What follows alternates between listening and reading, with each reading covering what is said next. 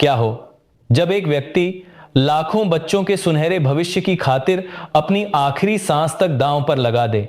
दिल्ली के जंतर मंतर पर वह सन्नाटा अब चीखने लगा है, जहां 18 दिनों से एक बदन बिना अन्न के बस न्याय की आस में ढल रहा है। वह कोई मसीहा नहीं, बल्कि एक आम नागरिक अपनी देह को इस कदर गला चुका है कि अब शरीर ने भी साथ छोड़ दिया है और वह मौत की उस दहलीज पर खड़ा है जहां से लौटने की उम्मीदें कम होती जा रही हैं। आखिर क्यों उस व्यक्ति ने अपनों से परे जाकर बच्चों के हक के लिए अपनी जिंदगी को ही चुनौती दे दी।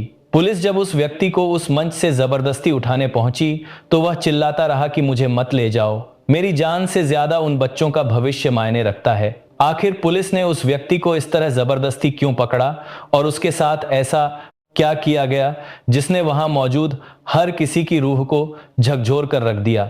क्या यह किसी के आदर्शों की जीत है या फिर एक ऐसी साजिश जिसमें एक जीवन का अंत ही एकमात्र रास्ता बनकर रह गया है? आखिर उस आखिरी पल में ऐसा क्या हुआ जिसने जंतर मंतर की उस खामोश भीड़ को भी स्तब्ध कर दिया? यह कहानी है सोनम वांगचुक की, जिनकी उम्र 59 वर्ष की है और जो लद्दाख की उन सर्द वादियों से ताल्लुक रखते हैं जहां जिंदगी अक्सर पत्थरों और बर्फ के बीच अपना रास्ता खुद तलाशती है। सोनम वांगचुक का नाम कोई नया नहीं है, क्योंकि उन्होंने अपने पूरे जीवन को शिक्षा और नवाचार के नाम कर दिया है और उनकी इसी सोच ने 3 इडियट्स फिल्म के रेंचो जैसे किरदार को एक नई पहचान दी थी। लद्दाख के लेह शहर में जन्मे और पले बढ़े सोनम ने हमेशा उस शिक्षा प्रणाली पर सवाल उठाए जो केवल किताबी ज्ञान तक सीमित रहती थी। उन्होंने ACCMOIL नामक संस्था की नींव रखी ताकि उन बच्चों को भी मुख्य धारा में लाया जा सके जो अपनी पढ़ाई के दौरान पिछड़ गए थे। उनका स्वभाव एक सहज इंसान जैसा है जो किसी बड़े पद या राजनीति का मोह नहीं रखता, बल्कि जिसके दिल में केवल पहाड़ों की शांति और युवाओं के भविष्य को संवारने का सपना पल रहा है। उनके सपने हमेशा से बड़े रहे हैं, चाहे वो आर्मी के लिए धूप से गर्म होने वाले टेंट का निर्माण हो या फिर लद्दाख में बर्फ के ग्लेशियर बनाकर पानी की समस्या का हल निकालना। वे आज भी उसी सादगी के साथ जंतर मंतर पर बैठे हैं, जहां उनके साथ कुछ अन्य छात्र भी हैं जो इस लड़ाई में उनका साथ दे रहे हैं।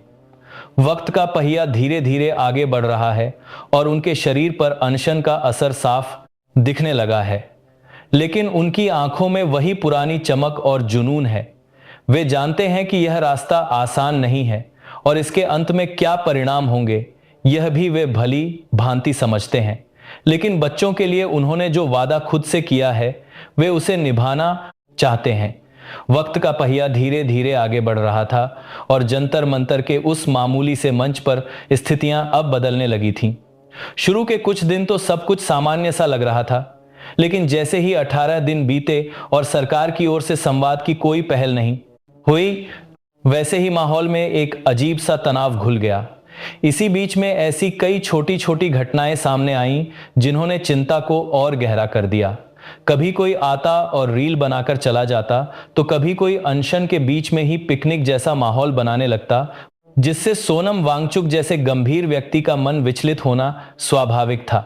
उन्होंने खुद अपनी पीड़ा जाहिर करते हुए कहा था कि यह तमाशा नहीं बल्कि एक लड़ाई है। जब स्थिति ऐसी होती है तो अक्सर अनचाहा तनाव रिश्तों और इरादों पर हावी होने लगता है। उधर जंतर मंतर पर कुछ ऐसे लोग भी देखे गए जो आंदोलन की गंभीरता को समझे बिना अपनी ही धुन में मग्न थे।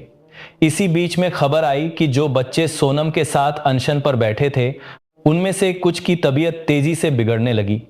किसी का ब्लड शुगर स्तर लगातार नीचे जा रहा था तो किसी को देर रात अस्पताल ले जाने की नौबत आन पड़ी। यह सब देखकर ऐसा लगने लगा था कि क्या यह आंदोलन महज एक शांत आवाज बनकर ही रह जाएगा या फिर कोई बड़ी अनहोनी घटने वाली है। इस कशमकश के बीच सबसे बड़ा सवाल यह उठ रहा था कि क्या सरकार वाकई इस मामले में इतनी असंवेदनशील बनी रहेगी। माहौल में छाई यह खामोशी अब एक तूफान का संकेत देने लगी थी और हर किसी के मन में बस यही जिज्ञासा थी कि आखिर इस अनिश्चितता का अंत कैसे होगा। आखिरकार वह काली रात आ ही गई जब जंतर मंतर पर सन्नाटा और भी गहरा गया था।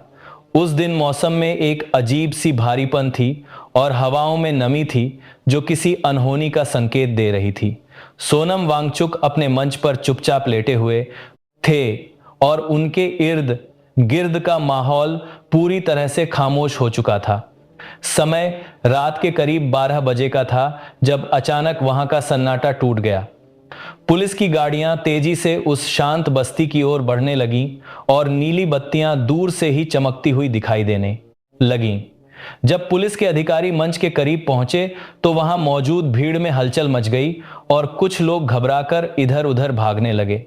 उस वक्त का मंजर कुछ ऐसा था कि जैसे किसी बहुत बड़े राज्य का पर्दाफाश होने वाला हो। पुलिस ने जब सोनम वांगचुक को उस मंच से जबरदस्ती उठाने का प्रयास किया तो वे उठने की स्थिति में नहीं थे, लेकिन अपनी आवाज में पूरी ताकत भरते हुए चिल्लाने लगे कि मुझे मत ले जाओ, मेरी जान से ज्यादा उन बच्चों का भविष्य मायने रखता है। उनकी यह चीखें वहां मौजूद हर इंसान की रूह को झकझोर कर रख देने वाली थीं। पुलिस के जवान उन्हें सहारा देकर उठाने की कोशिश कर रहे थे, लेकिन वे बार बार विरोध कर रहे थे। उस रात जंतर मंतर की वह ठंडी जमीन उनके आंसुओं और पसीने की गवाह बनी। आसपास के लोग जो अब तक शांति से देख रहे थे, अचानक इस कार्रवाई से सन्न रह गए। उस खामोशी में केवल एक ही शोर था और वह थी सोनम वांगचुक की वह पुकार जो न्याय की मांग कर रही थी।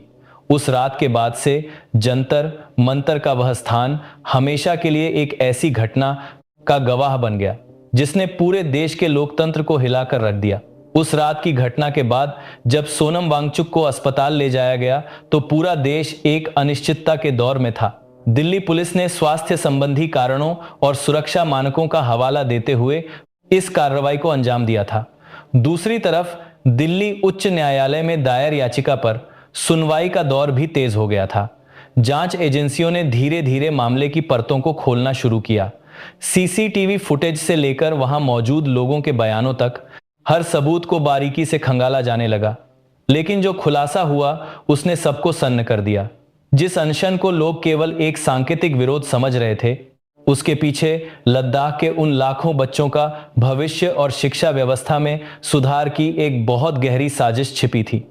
जांच में यह सामने आया कि पिछले 7 वर्षों में 60 से अधिक पेपर लीक की घटनाएं हुई थीं और जवाबदेही के नाम पर केवल खोखले वादे मिले थे। सोनम वांगचुक की मांग केवल व्यक्तिगत नहीं थी, बल्कि वे चाहते थे कि धर्मेंद्र प्रधान जैसे जिम्मेदार पद पर बैठे लोगों की जवाबदेही तय हो और उन बच्चों को उचित मुआवजा मिले जिन्होंने इस व्यवस्था की भेंट चाहकर अपनी जान गंवाई थी। धोखे और फरेब के इस खेल में जिस तरह से सिस्टम ने अपनी आंखें मूंद रखी थीं, उसका पर्दाफाश करना ही सोनम का मुख्य मकसद था। जैसे जैसे जांच आगे बढ़ी, पता चला कि यह आंदोलन किसी राजनीतिक एजेंडे से प्रेरित नहीं था, बल्कि उन करोड़ों युवाओं के हक की लड़ाई थी जो आज भी सरकारी सिस्टम की विफलता के कारण अपने सपनों को टूटते हुए देख रहे हैं। इस खुलासे ने उन लोगों के मुंह पर भी ताला लगा दिया जो इसे आंदोलनजीवी कहकर खारिज करने की कोशिश कर रहे थे। सोनम वांगचुक के इस अनशन ने लद्दाख से लेकर दिल्ली तक के हर उस परिवार को भीतर तक झकझोर दिया है जो अपने बच्चों के भविष्य को लेकर चिंतित है। जब न्याय की मांग करने वाला व्यक्ति अपनी देह को इस कदर दांव पर लगा देता है तो उसका दर्द केवल उसका नहीं रह जाता, वह पूरे समाज का दर्द बन जाता है। इस घटना ने एक तरफ तो उन माता पिता के आंसू छलकने पर मजबूर कर दिया है जिनके बच्चे सिस्टम की गलतियों का शिकार हुए, तो दूसरी तरफ उन युवाओं के भीतर एक नई चिंगारी जला दी है जो अब व्यवस्था में जवाबदेही चाहते हैं। अदालत के फैसलों और कानूनी प्रक्रियाओं के बीच सोनम का यह संघर्ष आज एक मिसाल बन चुका है। हमें यह गहराई से समझना होगा कि लोकतंत्र में विरोध का अर्थ हिंसा नहीं बल्कि संवाद होता है, और जब एक शांत आवाज के साथ लाखों लोग जुड़ जाते हैं तो बड़ी से बड़ी सत्ता को भी झुकना पड़ता है। यह केस हमें यह सीख देता है कि कानून का सम्मान करते हुए नागरिक होने के नाते अपनी जिम्मेदारी निभाना कितना जरूरी है। अपराध और भ्रष्टाचार के खिलाफ यह लड़ाई केवल किसी एक व्यक्ति की नहीं बल्कि हम सबकी है। जिम्मेदारी से उठाई गई आवाज ही आने वाली पीढ़ी को एक सुरक्षित भविष्य दे सकती है। क्या आपको लगता है कि सोनम वांगचुक का यह संघर्ष आने वाले समय में हमारी शिक्षा प्रणाली और सरकारी जवाबदेही में कोई बड़ा और ठोस बदलाव ला पाएगा? अगर आपको यह विश्लेषण और जानकारी पसंद आई हो तो वीडियो को लाइक करें, अपने दोस्तों के साथ साझा करें और इस तरह की गंभीर और जागरूक करने वाली कहानियों से जुड़े रहने के लिए हमारे चैनल को सब्सक्राइब जरूर करें। जय भारत।